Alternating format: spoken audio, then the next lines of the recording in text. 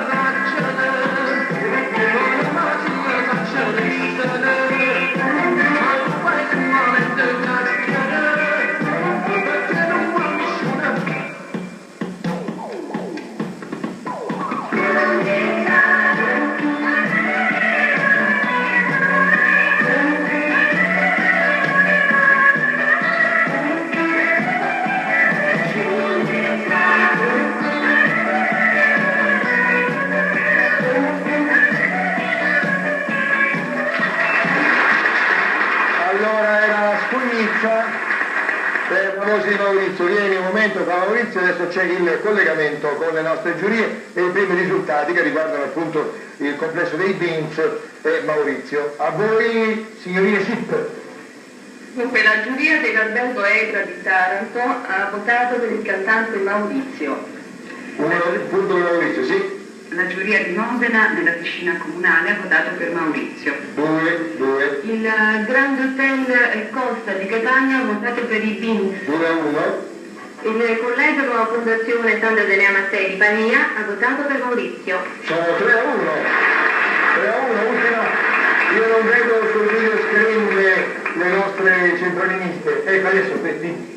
E la caserma Chinotto di Vicenza ha votato per il complesso i Beans. 3-2. Per un punto Martin perso la cappa. Allora facciamo un grosso applauso ai Beans che senz'altro piazzeranno e loro ti aspetterò. Ciao.